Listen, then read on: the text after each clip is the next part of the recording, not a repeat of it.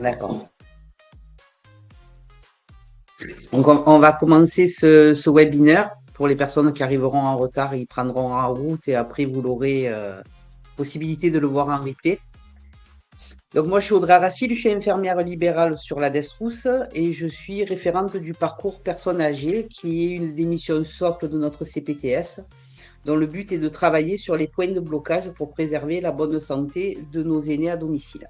Merci à tous de vous être connectés et d'être avec nous. Donc, on a travaillé sur divers points de blocage. On a mis en place un dossier de coordination avec Azure Réseau qui est sécurisé pour tous les professionnels du secteur sanitaire, médico-social et social à la région Sud pour vraiment optimiser la prise en charge des patients et des usagers. La nutrition des seniors, nous avons mis en place plusieurs actions pour lutter contre la dénutrition, notamment lors de la semaine nationale de lutte contre la dénutrition, en faisant des actions d'information et de prévention près des seniors du territoire. Prévention de chute, alors nous avons des ateliers agilité qui sont mis en place par ma soeur kinésithérapeute Quentin. Nous vous mettrons le lien en fin de diaporama parce qu'il y a déjà des ateliers qui sont mis en place sur notre secteur. Et ensuite, nous avons organisé une conférence grand public sur la DES-Rousse, dont le thème était Bouger ensemble pour entretenir la flamme. Dans un premier temps, il y a eu une conférence du professeur Tamprado et ensuite, nous avons pratiqué des bilans de prévention gratuits pour les usagers. La iatrogénie médicamenteuse, c'est notre thématique de l'année. On va en parler d'ici quelques petites diapos. Les proches aidants, donc nous essayons de mener des actions de repérage des proches aidants seniors pour éviter l'apparition de la fragilité. Il y a un film de courte durée qui est en fait un e-learning pour les professionnels de santé de 15 minutes qui permet de repérer la fragilité des aidants familiaux. Nous vous mettrons le lien en fin de diaporama. Donc, la iatrogénie médicamenteuse. Première définition, toute réponse néfaste non recherchée à un médicament survenant à des doses utilisées chez l'homme à des fins de prophylaxie, de diagnostic et de traitement. La iatrogénie médicamenteuse, en fait, c'est l'ensemble des effets indésirables provoqués par la prise d'un ou de plusieurs médicaments en même temps. Le risque est... Excusez-moi.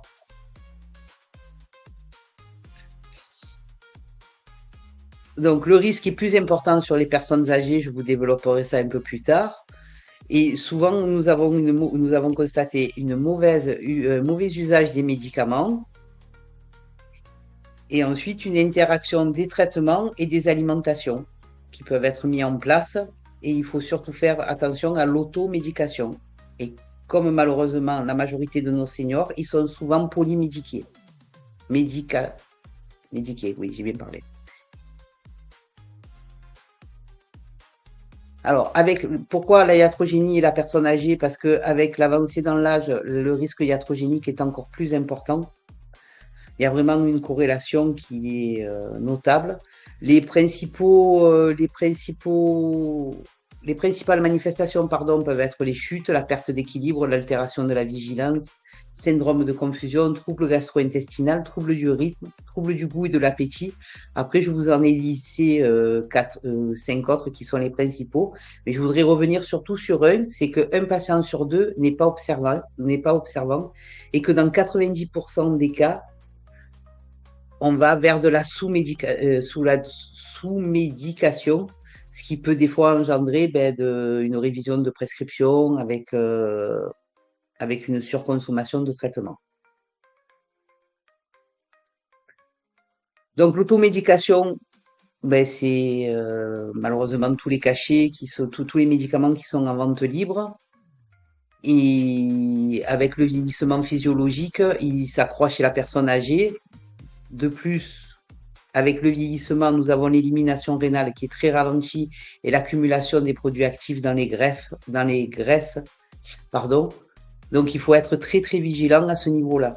Il faut surtout faire un bel interrogatoire de nos patients parce que bien souvent, ils nous disent les traitements qui sont prescrits par les généralistes mais ils oublient de nous dire les traitements qu'ils prennent ponctuellement ou qu'ils sont allés chercher à la pharmacie sans ordonnance.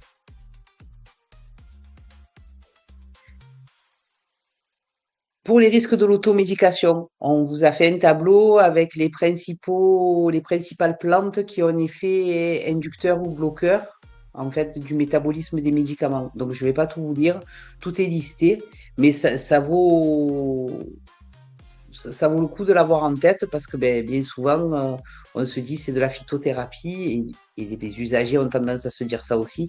C'est des plantes, ça peut pas faire de mal, mais par contre, ça peut avoir un effet vraiment néfaste sur les traitements et sur les médicaments prescrits.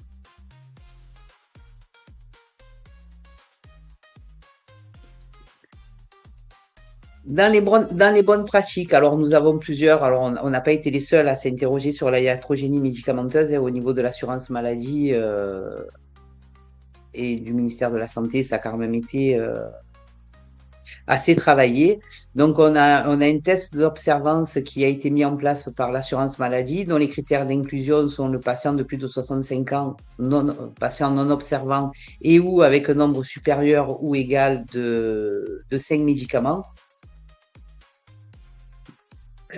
Alors, on inclut les patients non observants, pourquoi? Parce que ben, souvent, en fait, les patients non observants, ils vont soit arrêter leur traitement, soit pas le prendre correctement, mais ils vont pas automatiquement le signaler aux professionnels de santé qu'ils ont en face.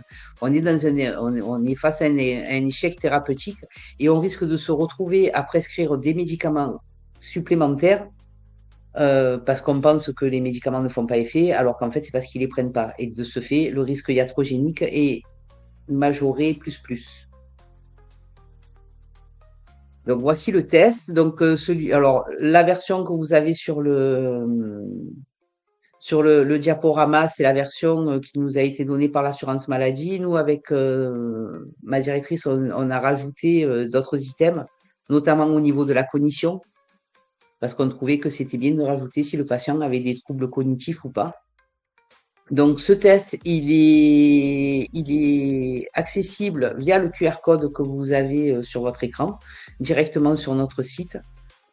Donc, le but, c'est de faire ce test avec le patient, de regarder un peu, d'en discuter avec lui, de regarder les réponses et après de se mettre en lien avec le médecin traitant et les autres professionnels de santé, notamment les pharmaciens, pour que vraiment la prise en charge, elle soit vraiment globale et qu'on ait le plus d'infos possible, en fait, pour vraiment éviter ce risque iatrogénique. Donc, c'est ce que je vous disais, l'ensemble des professionnels est concerné, donc plus particulièrement médecins traitants, infirmiers et pharmaciens, mais après, tous les patients, tous les professionnels qui interviennent, même dans le domaine social auprès du patient, ont leur importance dans cette vigilance, on va dire, au niveau du risque iatrogénique, que ce soit les auxiliaires de vie, que ce soit les familles. Voilà, nous, infirmiers, pharmaciens et médecins traitants, on a ce côté, entre guillemets, médical et paramédical, mais même les acteurs sociaux ont leur part ont leur rôle à jouer parce que ben, c'est eux qui vont voir les stocks des patients, qui vont voir ce qu'il y a au domicile, donc, c'est vraiment, il faut vraiment s'axer sur l'ensemble des professionnels. Alors, au niveau des médecins traitants, mais une fois que une fois que vous avez fait votre test, le médecin traitant, lui, va assumer le suivi du patient avec la révision ou alors la description des traitements. Au niveau du pharmacien, ils ont un rôle de conseil, d'éducation et de prévention, notamment au niveau de l'automédication. Mais ensuite, il y a un bilan qui a été mis en place par l'assurance maladie, qui est le bilan de médication pharmacien.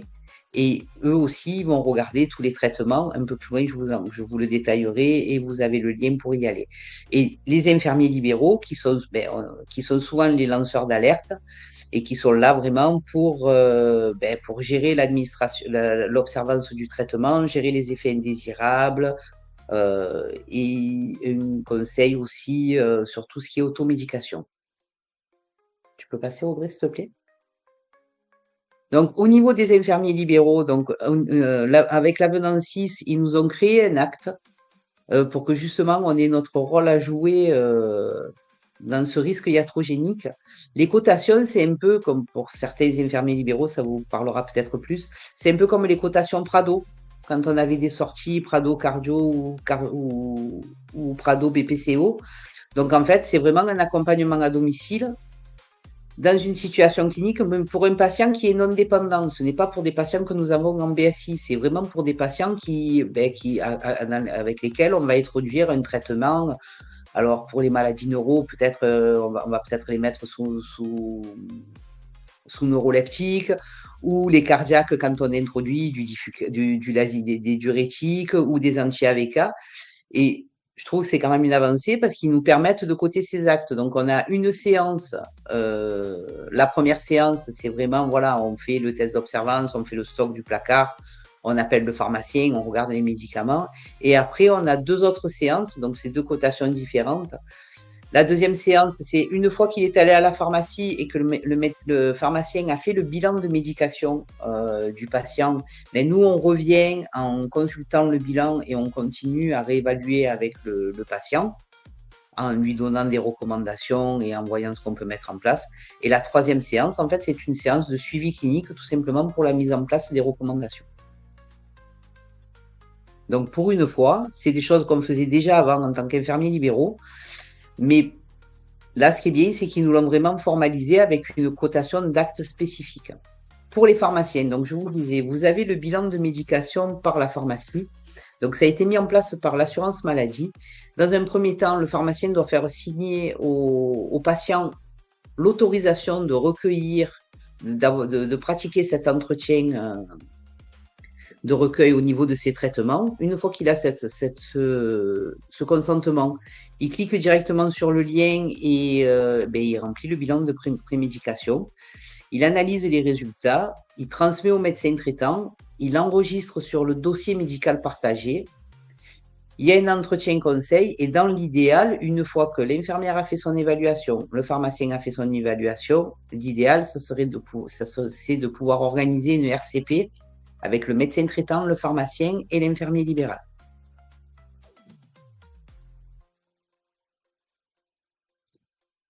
Donc, au niveau des médecins, au niveau des bonnes pratiques médecins, questionner l'imputabilité du médicament, avoir le réflexe iatrogénique. Après, ce que les médecins font logiquement lors de toutes leurs consultations, ils réévaluent la balance bénéfice-risque et où il va falloir faire un travail de communication, c'est informer les médecins de cette cotation infirmier pour qu'ils puissent recourir à nos services pour qu'on puisse évaluer l'ensemble de la gestion médicamenteuse, notamment sur les patients non dépendants qui sont tout seuls au domicile. Avoir une approche thérapeutique individualisée, limiter la polymédication et favoriser l'observance. Et après, déprescrire ou réduire la posologie ou remplacer. Ça, c'est une fois que nous aurons fait la RCP avec le bilan pharmacien. Mais c'est vrai que c'est des réflexes que logiquement tous les médecins traitants ont, d'autant plus que souvent nos patients ils vont voir des professionnels de santé, le rhumatologue, le cardiologue, avec plusieurs ordonnances. Et en général, c'est le médecin traitant qui regroupe, qui recoupe et qui fait les prescriptions définitives. Pour les médecins aussi, il y a une consultation dédiée et préparée. Donc, il y a le livret de l'assurance maladie, donc où à l'intérieur, il y a toutes les ordonnances, tous les médicaments, toute la phytothérapie. Donc, c'est une consultation spécifique avec le médecin généraliste, mais ça, on vous détaillera ça un peu plus lors de notre première soirée CPTS 2025, le 14 janvier à la clinique Valdonne, le soir où justement on va faire un retour de ce webinaire et on va approfondir les thèmes de la iatrogénie médicamenteuse. Donc les incontournables, pour les médecins, pour toutes les personnes qui ont un pouvoir de prescription, c'est savoir prescrire et déprescrire pour mieux represcrire.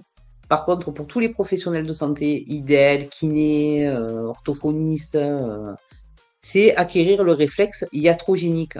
C'est-à-dire que quand on a un patient qui a un symptôme, pas se dire il a une nouvelle maladie qui apparaît, mais se dire est-ce que c'est pas un effet indésirable du médicament.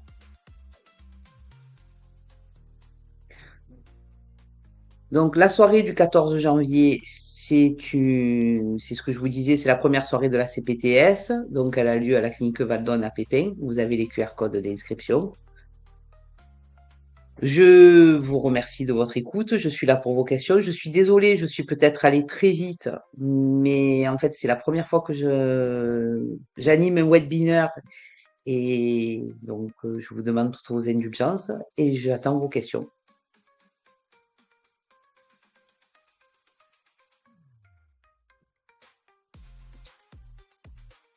Enfin, il y a du chat. Coucou Audrey, ça sera possible de le revoir, le webinaire? Oui, tout à fait. Il sera en replay sur la page de la CPTS, c'est ça, Audrey? Oui, oui. Ah, Il va super. vous être envoyé, tout à fait. Et il va vous Ouais, être top. envoyé. Et comme ça, vous avez les liens directement. Parce que là, on est passé vite. Parce que bon, le Oui, but du jeu, c'était pas de détailler les documents, mais c'était vraiment pour vous informer que ben voilà, il y a une cotation infirmier. Il y a des choses qui sont mises en place au niveau des médecins, des pharmaciens. Mais après, quand vous allez même avoir le PowerPoint, tu cliques sur le lien, Carole et ça te bascule directement sur l'assurance maladie. bon, ça va, super, je te remercie. Ça marche, c'était bien. Bravo Audrey. Merci beaucoup à tous. Audrey, tu as eu mon message? Laquelle d'Audrey? Audrey, ma directrice préférée. Ah. Oui, elle a répondu oui, ma Oui, déesse. oui. Ouais, ouais. Tout doux, ouais. Ah, voici là, note que c'est un webinaire et que c'est enregistré quand même. Madame Piazza, s'il vous plaît. Donc, Audrey, Oui. si en fait si je fais une prescription pour un patient, il faut déjà que je l'avertisse qu'il y aura aussi qu'il faut qu'il accepte de faire le bilan chez le pharmacien, c'est ça? Alors oui, il faut dans Que l'idéal, je lui en parle tu lui déjà. en parles toi, voilà, faut que tu lui en parles toi, mais en sachant qu'il n'y a pas d'obligation, quoi. Après, c'est vraiment au niveau de la pharmacie qui vont lui proposer, qui vont le mettre en place. Après, Oui, mais l'organisation, s'il veut pas faire le bilan, on fait pas tu peux pas faire les 3 séances? Si? Ou quand même? s'il fait pas ce bilan, s'il refuse le bilan du pharmacien et que il accepte le passage infirmier, ben, il n'y a pas de souci. Et à ce moment-là, on va le faire en direct, on va le faire en direct infirmier, Ça médecin va. traitant. Mm, L'avantage, c'est que tout le monde soit impliqué. Mais après, si le patient n'y veut pas, plutôt qu'il passe à travers les mailles du filet et qu'il sorte du service, oui. de Non, la boucle, je pardon. pense qu'ils voudront, c'est juste pour les informer, pour leur dire Voilà, mais pour leur dire qu'il y je a cette pense que c'est bien, prescription et qu'il y aura un voilà, passage c'est bien chez le de les pharmacien. informer.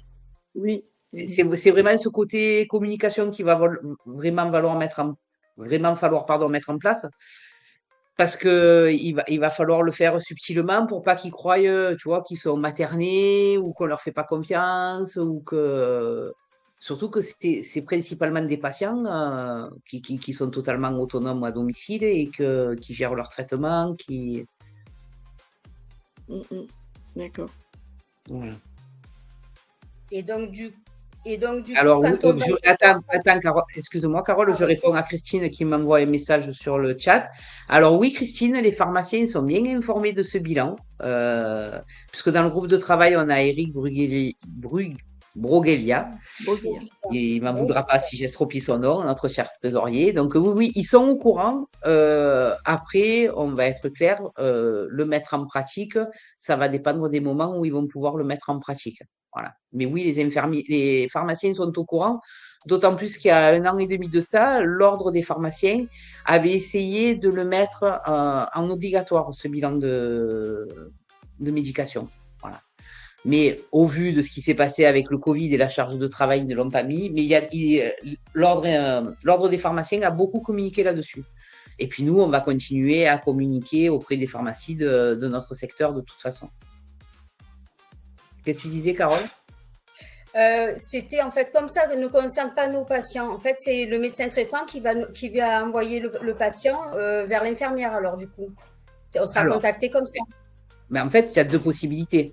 Tu as le patient qui est reçu en consultation cardio ou qui va faire une journée de dépistage de diabète en hôpital de jour et qui du coup voit se voir par exemple Nathalie ou un autre médecin traitant. Donc à ce moment-là, Nathalie, elle va faire une ordonnance pour un acte infirmier et là, effectivement, c'est le patient qui va te contacter.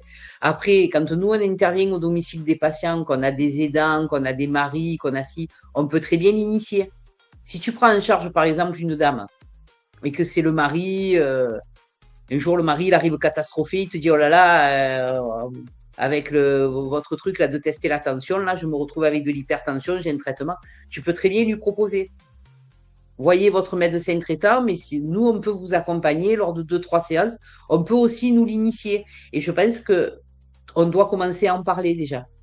Parce que ça t'arrive quand tu es à domicile, Carole, que la famille d'un patient, elle te pose une question.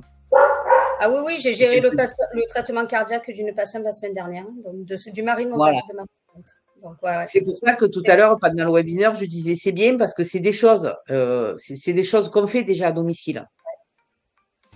Parce que, Mais qu'on fait donc bonne samaritaine, qu'on ne peut pas côté. Ce que tu disais tout à l'heure là par rapport au QR code, je crois qu'il faut que tu coupes ton micro. Donc, ouais, c'est bon. Par rapport au QR code qu'on met à disposition avec le test d'observance, c'est de dire le test qui arrive à la CPTS, on va pouvoir renvoyer au médecin traitant en disant le patient, a priori, il n'est pas observant parce qu'il y a eu plus de oui dans son questionnaire. Il a des troubles cognitifs ou pas. Et techniquement, voilà ce que vous pouvez proposer, notamment cette prescription infirmière. En envoyant en messagerie sécurisée et en demandant au médecin de revoir son patient.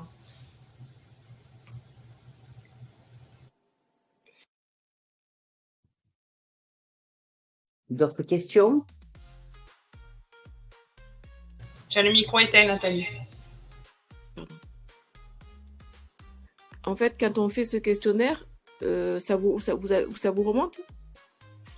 Non, pas automatiquement. Si sur le lien de la CPTS, ouais, ça remonte à Audrey à Wassila. Ouais, ouais. D'accord. Ouais, ouais. Et après, vous revenez vers le médecin traitant, selon les résultats. C'est ça. Selon les résultats, oui, on le fait. Le retour, il n'est pas systématique à Audrey. C'est s'il y a un problème. C'est un peu comme c'est le même principe que les dépistages à ICOP.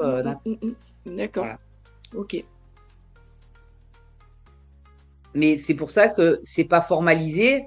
Mais je pense que nous, les infirmiers, il faut que quand si nous on le pratique, il faut qu'on demande l'autorisation aux patients de vous le transmettre. Je pense que ça, il faudrait y penser peut-être, Audrey. Ben, demander l'aval au patient, savoir s'il est d'accord pour qu'on fasse un test d'observance et qu'on le communique au médecin traitant.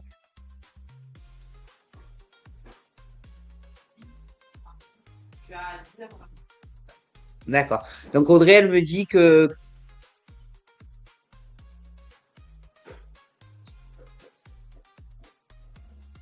D'accord. Donc moi, je suis une mauvaise élève, je suis honnête avec vous, j'ai pas cliqué sur le QR code, donc je suis pas allé voir ce qu'ils disent. Mais Audrey me dit que comme vous flashez le QR code, en fait, vous avez ce que vous devez dire au patient, en fait. Et avant d'attaquer le test, vous lui dites bien que s'il y a des problèmes qui remontent, ça sera communiqué au médecin traitant. Donc à ce moment-là, le patient, il peut dire, ben alors, je suis pas d'accord, ou alors il dit, bon, ben ok, c'est bon, on fait. Une dernière question. Ce fameux test, en fait, il fait partie du bilan ou on peut le faire sans avoir fait sans avoir eu d'ordonnance que le patient a vu son médecin, en fait. On peut le faire, par exemple, moi, ma patiente, la femme de mon patient la semaine dernière qui avait des soucis avec ses médicaments, je peux lui faire directement ce test. Bien sûr. Voilà, ça va. Bien sûr. Le test, c'est vraiment un outil pour notre pratique de tous les jours. D'accord. Voilà. Et c'est pour ça qu'avec Audrey, on s'est permis de rajouter, parce qu'on trouvait que c'était bien, de rajouter les troubles cognitifs, parce que bon, des fois, ils ne sont pas trop étiquetés, mais enfin, coucou le chien. Mais, Il est là-bas. mais oui, bien sûr, tu peux le faire sans problème. Ça va, ouais, merci. Voilà, et comme le vous dit Audrey, l'objectif, c'est aussi d'avoir un maximum de matière à travailler, de faire l'état des lieux le plus complet. Donc, au plus vous faites de tests d'observance, même sans avoir de prescription, au plus nous, on va avoir matière à travailler sur les axes d'amélioration, de prise en charge et du risque iatrogénique. Merci, ça marche. Voilà. Coucou Raven. C'est Jazz. Ah, c'est Jazz, pardon. Mais écoutez, si vous n'avez pas d'autres questions, je vais vous laisser retourner à vos occupations. Encore merci de votre écoute.